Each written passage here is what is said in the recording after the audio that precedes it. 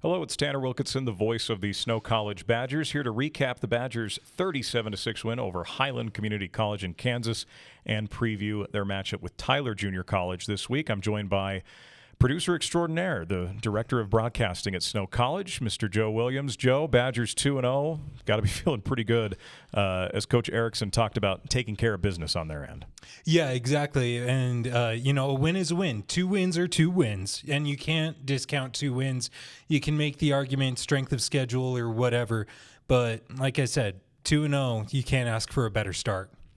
Let's talk a little bit. Badgers get that win last Saturday, 37-6. Pretty convincing win again over Highland Community College. Given that there was no film to go off of, very little roster information in terms of who they were going to be going up against, Coach Erikson's got to be feeling pretty good that they did, in fact, take care of business there and move to 2-0, given the limited info that they had. Yeah, I mean, they've only allowed 2 scores total so far in the season. And in that Highland game specifically, Highland scored the touchdown in the fourth quarter, and you can assume it's the Badgers' second, third-string defenders, and they're already up by 3-4 scores. They took care of business out there. The focus now shifts to Tyler Junior College, a much different challenge this week. Coming in is going to be a top 10 matchup right here in Ephraim, home opener for the Badgers. And it's also a homecoming of sorts. Head coach Tanner Jacobson for Tyler Junior College was an assistant here at Snow, as well as has some family roots and ties to the area. So really fun to be welcoming Tyler in to Ephraim. We actually heard a phone call between Coach Erikson and Coach Jacobson last week, and Coach Jacobson was like, hey, make sure you have a Roy's Pizza ready for me. It really is kind of coming home for him, and it's going to be a really fun game, much different than what the Badgers have had so far this year.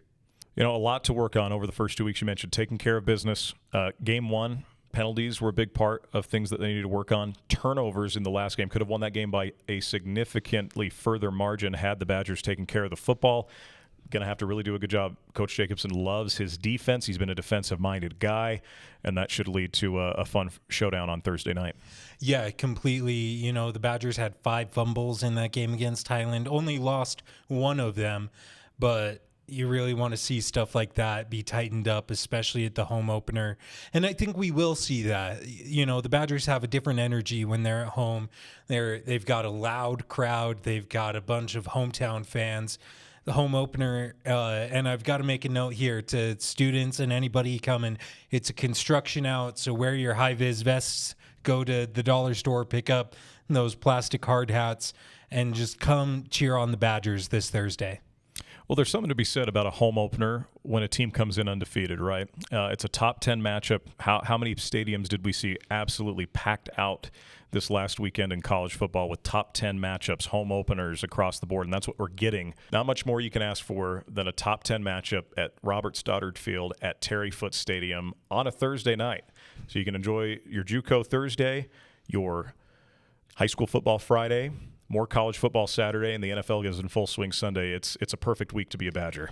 I mean, I know I'm going to have that Eagles-Cowboys game up on my laptop during this one. It's going to be a blowout, but... Well, given what Micah Parsons' drama has gone through, the Arch Manning situation at Texas this last week, Texas fans out of watching they might find some solace in watching Tyler Junior College this week. Yes. No question about it. So yeah. Looking forward to it. Once again, this is Tanner Wilkinson with Joe Williams previewing the Snow College Badgers getting set to take on Tyler Junior College. We'll talk with Coach Erikson next. Hello, this is Tanner Wilkinson, voice of the Snow College Badgers, joined by Snow head football coach Zac Erekson. Coach, 2-0. You guys get the 37-6 win over Highland Community College on the road in Kansas. Your initial thoughts after the Week 2 win? Great win. Anytime you can win against the NJCA Division I opponent, it's a good win. I was pleased with some of the progress that we made. Still, some things obviously got to be cleaned up, as after every game. I was really pleased with the way our offensive line played, especially in the second half.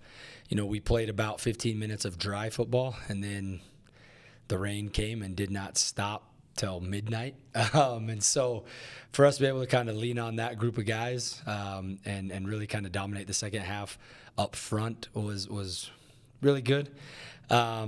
saw a different quarterback this week in Jace Welch, and saw a lot of good things there, giving us a lot to think about going forward, which you don't love, but decisions have got to be made in that aspect. And so just overall it was a good trip. We got in, got out, got to have a really cool experience with the kids. The coaches at the University of Kansas invited us all to come to their game versus Wagner the night we flew in, and so it was cool to be able to jump over to Lawrence and put those guys in a Big 12 Power 4 environment and kind of see what that was like.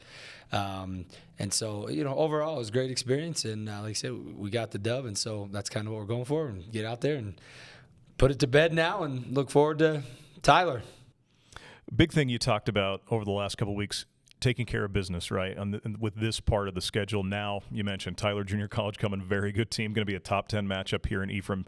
What do you guys feel like you accomplished over the course of these 2 weeks when it came to handling your business? Yeah, I think a lot of it is just trying to gain experience, right? We talked earlier on in the season that a lot of our team has, while they're not young, they're inexperienced, right? We've got some guys that have been other places. We've got some guys that are return missionaries. So it's not that we're just young, but we're just inexperienced. And so gaining the experience of playing college football it's a big jump from playing high school football. And even some of these guys that have transferred from Division I programs where they were like scout team guys, even that is a big jump from doing those things. And so just gaining the playing experience, playing together, trying to, on our offensive line, our right guard and our right tackle getting used to how they play together. In the secondary, how do our safeties and our jokers interact in certain calls? Just trying to get the experience of A, playing the games, and B, kind of playing together within our schemes. I think that's been the biggest thing of value over the last couple of weeks. Also kind of just figuring out who we are, right? Like what's going to be our bread and butter? What are we really good at? What do we need to throw in the trash and never go get again? All of those things. And I think incrementally you're seeing us kind of find our way in that to see who we are. After last week, I feel really good, like I said, about our run game. I think falling into the 5 guys that we had playing this week, it was a different offensive line than played week 1. And I think we really like this group of 5 maybe going forward. And so, all of those things are things that we're evaluating constantly to try to see, okay, what can we do to put our best product on the field each Saturday. Let's talk a little bit about Tyler. It's going to be a top 10 matchup, home opener, former assistant in Tanner Jacobson now running the show over there at Tyler. Your initial thoughts on what you've seen out of them? I mean, they're good, and I don't think they get the respect nationally yet, because I think what people are seeing is maybe a lack of consistency. Now, granted, I mean, I think this is year 3 for Tanner, and he had to go in and he had to rebuild. But you look at what they did last year, putting a string of wins together to win the regular season conference championship down there in the Lone Star Conference, and then to just come up short in their playoffs down there against Navarro. And then this year, right, playing Garden City, they went up there and they handled their business. Their defense is good. I mean, there is no ifs, ands, or buts about it. They are building that program from a defensive standpoint. That is Tanner's specialty, and it makes me a little nervous because we know each other very well. Obviously, spending time together, and he knows our offensive system. Maybe like I have an idea of what he likes defensively. And so it's going to be a fun little chess match, I think, between the two of us that I think both of us are very much looking forward to.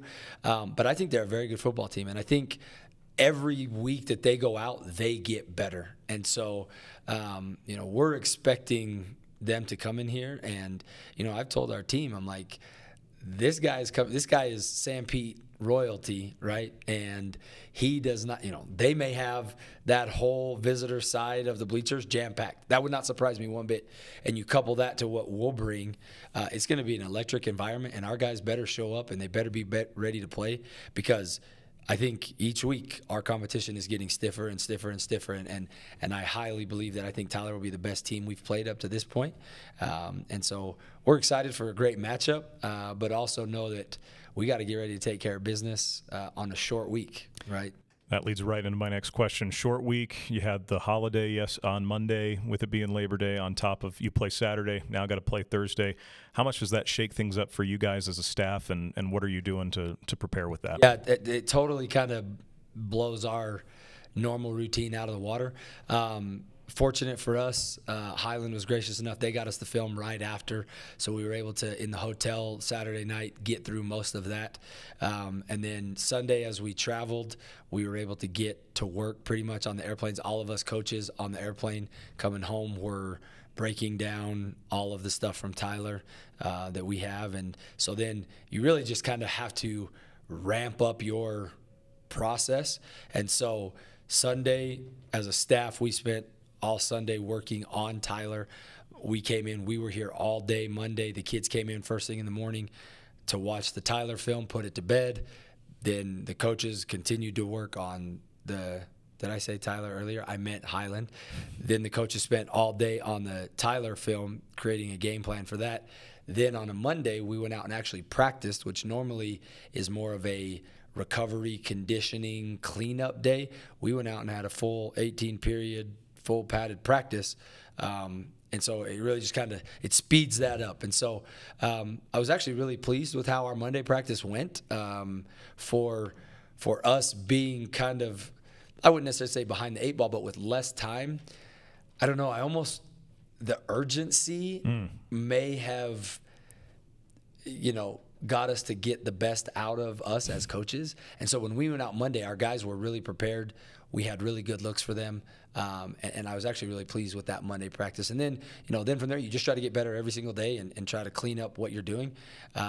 We'll eliminate our play the game practice, which is normally our Saturday or our Friday practice, where we pretty much just, it's a walkthrough. We'll eliminate that because we still feel that we're going to need the additional actual practice time to continue to prepare. And then, we'll get out there Thursday and see what happens. Biggest thing you want to see out of your guys come Thursday night? Oh, a big focus this week has been finish. We've been talking about finishing, right? Whether it's finishing a drive, finishing a play, finishing a block, finishing a tackle. We really need to finish what's going on out there. And so that's been something that we saw this week in practice, that the guys have actually, there's a noticeable difference. And so why was it not there earlier? I don't know. That we'll hash that out at another time. But now the key is to get our guys to finish and to understand that when you finish a play, then we can now finish a drive, and now we can finish a quarter and a half in a game, and it all just builds on top of each other. And so we really got to finish. We really got to focus individually on doing our job, right? Do our 1/11th. We talk about that a lot. Don't worry about all the other stuff. You know what your job is. Now you need to execute it and finish it to the best of your abilities. And if we do that, then I think we come out Thursday and we feel good regardless of what happens. But I think if we do that, we have a really good shot to do what we need to do. Well, Coach, appreciate the time. Best of luck as the schedule now stiffens up and we get into some fun football. Appreciate the time. Absolutely. Thanks, guys.